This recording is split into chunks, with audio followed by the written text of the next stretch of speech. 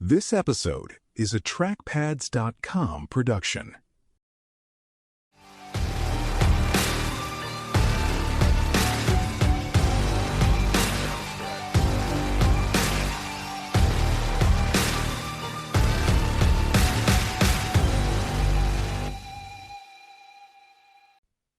Welcome to Headline Wednesday from Dispatch U.S. Military History Magazine, developed by Trackpads.com. Each week, we take one pivotal moment from United States military history and follow it from the first warning signs to the final outcome. Today, we go to Inchon Harbor on Korea's west coast in the Korean War for the story of the Inchon Landing. Late on September 15, 1950, gray warships off Inchon faced a shoreline that did not look like a normal landing beach. Instead of broad sand, there were slick mudflats, stone seawalls, and a harbor shaped by some of the most extreme tides in the world. Landing craft circled in the chop while Marines checked weapons, tightened life belts, and stared at the wall they were supposed to climb. The smell of tidal mud mixed with cordite and diesel as supporting ships fired into warehouses, ridgelines, and harbor defenses. As the first assault waves moved in, the entire plan depended on timing. Coxswains had to bring their craft through narrow channels during a short window of high tide, when there was enough water to reach the seawall and enough baylight to see the targets. North Korean defenders, shaken by bombardment but not destroyed, scrambled back to firing positions. For the men in the boats, success came down to ladders, grappling hooks, demolition charges, covering fire, and a few violent minutes under enemy fire. When the ramps dropped, the landing felt less like a classic beach assault and more like storming a fortified dockyard.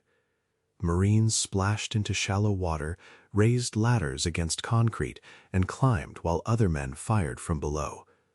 Once over the wall, squads and platoons pushed into alleys, courtyards, railroad tracks, warehouses, and wharves. Beneath them, the tide was already beginning to fall.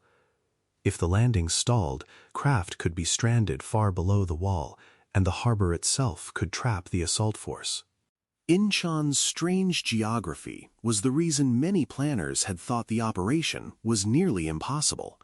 One mistake in timing could leave landing craft stuck in mud, troops pinned against vertical stone, and reinforcements unable to reach the fight.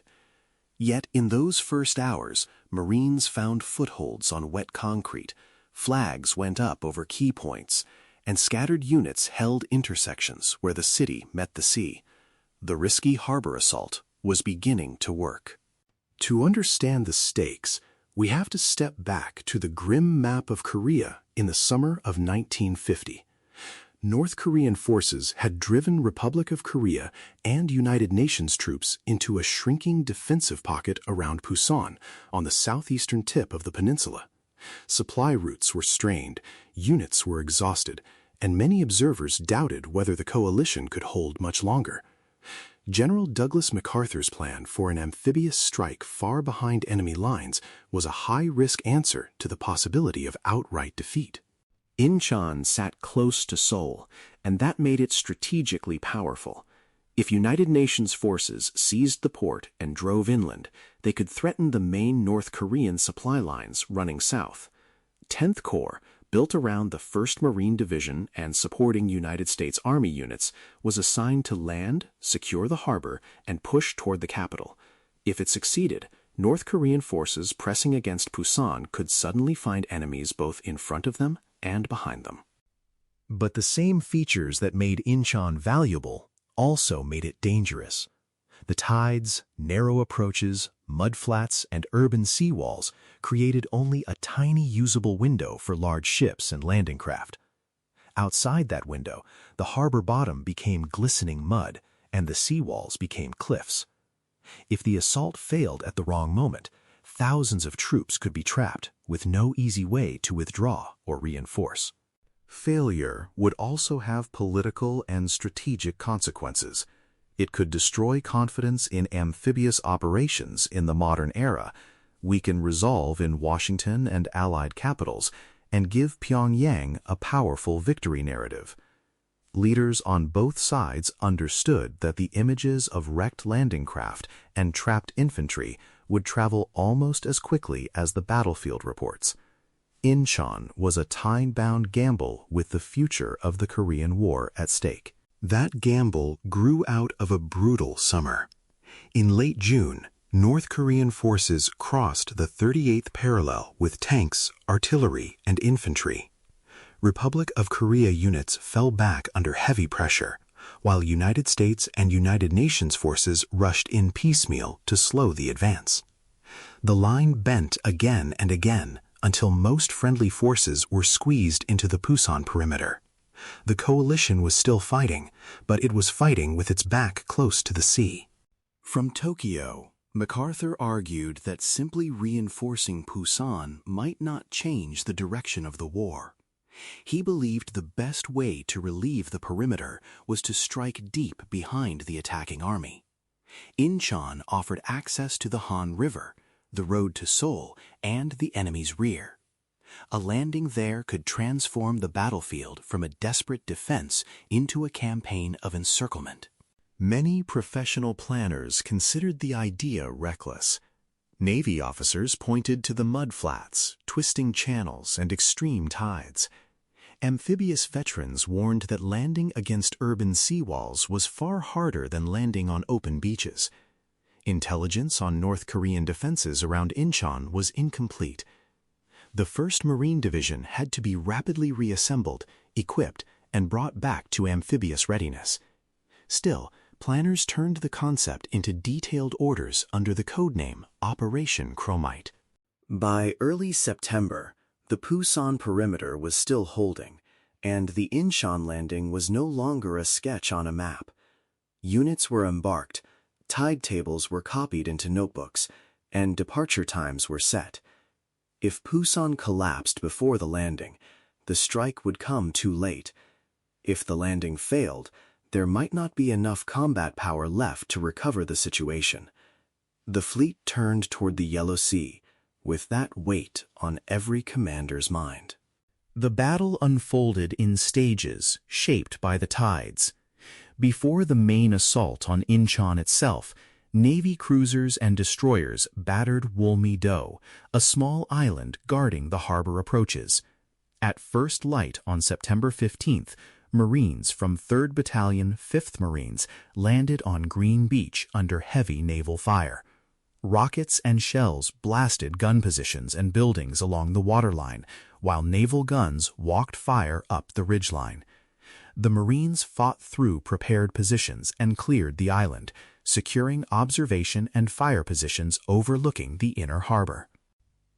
Then came a pause, because the tide controlled the next move. The water dropped away from the mudflats, and then slowly climbed again toward the afternoon high. Transports and landing craft circled offshore, waiting for the brief moment when they could reach Inchon's seawall without grounding. Smoke from Wolmi-do drifted across the harbor as Marines checked ladders, explosives, weapons, and final instructions for the city assault. As evening approached, the main waves moved toward red and blue beaches along Inchon's waterfront. Landing craft followed marked channels through the flooding tide, while aircraft struck suspected strongpoints. When the first craft reached the wall, Marines splashed toward concrete rising above them. Engineers and assault teams threw hooks and ladders into place. Covering fire cracked from boats and from men along the waterline. Small openings in the harbor front became funnels of grenades, rifle fire, and shouted orders. Once over the seawall, the landing force entered a maze. Inchon was not one clean objective. It was narrow streets, industrial yards, warehouses, railroad lines, piers, and high ground overlooking the port. Some companies fought block by block through damaged buildings that still held defenders. Others moved faster through areas where North Korean troops had been stunned or pulled back. Every intersection mattered because the force had to expand the foothold before the enemy could organize a counterattack. As darkness fell, coordination became harder. Radios carried reports of resistance, confused locations, and units trying to find each other among alleys and rail lines. Naval gunfire and air support had to be used carefully because friendly troops were now scattered inside the city. By nightfall, Marines and supporting troops held a firm foothold around the harbor. But the roads inland, the approaches to Seoul, and the enemy's main supply routes were still uncertain. The next day would decide whether Inchon became a turning point or only a dangerous toehold. The landing succeeded because several narrow margins lined up under pressure. Wolmi-do had been cleared in time. The tide windows held. Naval gunfire and air support moved quickly against strong points. The defenders had not expected such a bold landing at that point on the coast, and their attention remained fixed on Pusan. Their units were spread across a broad front, and they lacked the naval and air power to contest the harbor approaches in depth. Speed became one of the attackers' most important weapons. When a machine gun or strong point stalled a company, destroyers offshore and aircraft overhead could strike it quickly. Rockets, bombs, and naval shells kept the assault from bogging down long enough for the tide or darkness to rob it of momentum. Forward observers, ships, and aircraft formed a moving shield for the troops pushing inland. The next major turn came after the harbor was secured. The landing force did not pause at the seawall. It moved quickly toward key ground beyond the waterfront, including Kimpo Airfield and the roads leading to Seoul. Those moves exploited the confusion created by the sudden landing and threatened the enemy's rear. At the same time, United Nations forces at the Pusan Perimeter launched their own breakout offensive. North Korean formations that had been facing south now faced pressure from two directions. By the time North Korean leaders understood the scale of the threat, their supply lines and retreat routes were already under pressure. Orders to regroup or withdraw had to move through units fighting on two fronts. Bridges, roads, and rail junctions fell into United Nations hands.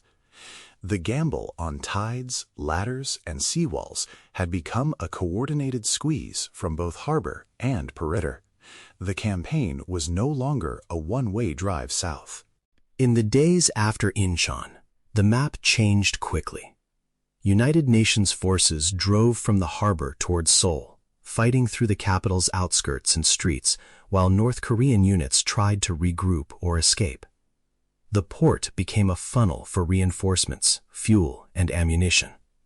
What had been a fragile foothold against a seawall became a base for wider operations.